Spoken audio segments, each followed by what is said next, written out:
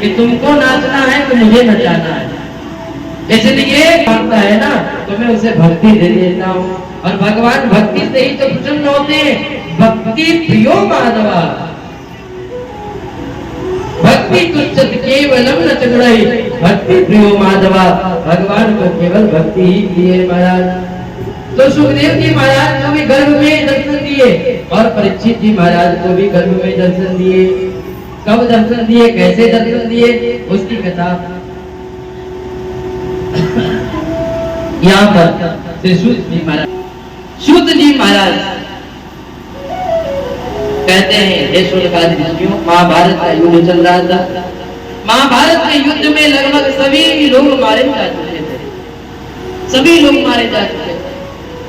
और महाभारत के युद्ध में जब सब मर गए थे तो पांडव अपना खुशी मना रहा था। इधर दुर्योधन घायल अवस्था में पड़ा हुआ था, दुर्योधन घायल अवस्था में पड़ा हुआ था क्योंकि भीम ने महाराज उन्हें इतना घायल कर दिया था कि वो बिल्कुल हताश हो गए थे। दुर्योधन महाराज, दुर्योधन घायल अवस्था में पड़े हुए थे।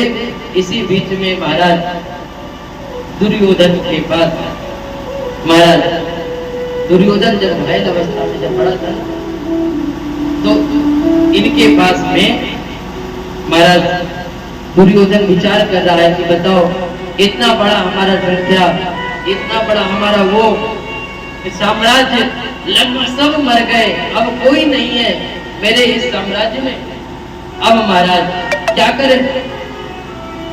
साम्राज्य इतना बड़ा था, मेरा सब खत्म हो गया, अब मेरे पास कोई नहीं है, लगभग सब मारे गए।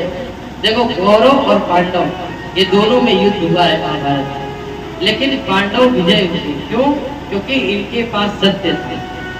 जो सत्य के ऊपर आश्रित रहता है उसकी विजय होती है। हाँ, कठिनाई आती है, पांडवों ने बहुत कष्ट सहा है महाराज, और पांडव इतना कष्ट उठाया महाराज, इतना कष्ट शायद ही कोई कष्ट उठाया होगा। तो कहने का भाव ये, पांडव इतना कष्ट उठाए लेकिन इनके पास कष्ट में भी भगवान थे। यदि कष्ट में और कष्ट के साथ यदि भगवान यदि साथ में है तो वो कष्ट कब निकल गया ये बात पता भी नहीं चल पाता है महाराज। कृपा हो जाती है तो उसे जो है महाराज बहुत बड़ी शक्ति मिलती है, बहुत बड़ी आत्मबल मिलता है। तो पांडवों के साथ गुरुदेव थे। कौन से गुरुदेव थे? बोले कृष्ण जैसे सतगुरुदेव थे, जगत गुरु।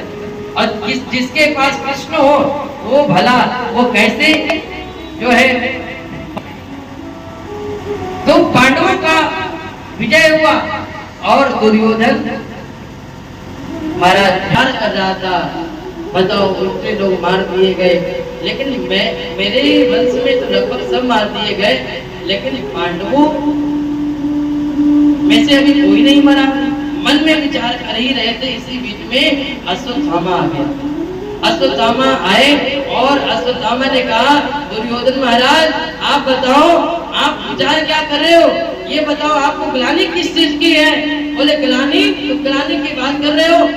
अरे एक बात बताओ, देखो इस युद्ध में हमारे जितने कौरव थे सब मार दिए गए, हमारी सारी सेनाएं मार दी गई, और हम भी देखो घायल अवस्था में पड़े हुए, और पांडव पांचों के पांचों अभी तक यथा स्थिति पे, उनका कोई एक बाल बांका नहीं हुआ, वैसे को वैसे।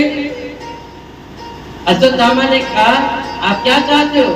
बोले हम यही चाहते हैं कि उन पांचों पांडवों में से एक भी पांडव यदि मर गए होते युद्ध में तो मुझे कुछ आत्मसंतुष्टि होगी। देखो दुष्ट व्यक्ति अपने मरते दम तक दुष्टता नहीं छोड़ता, ये ध्यान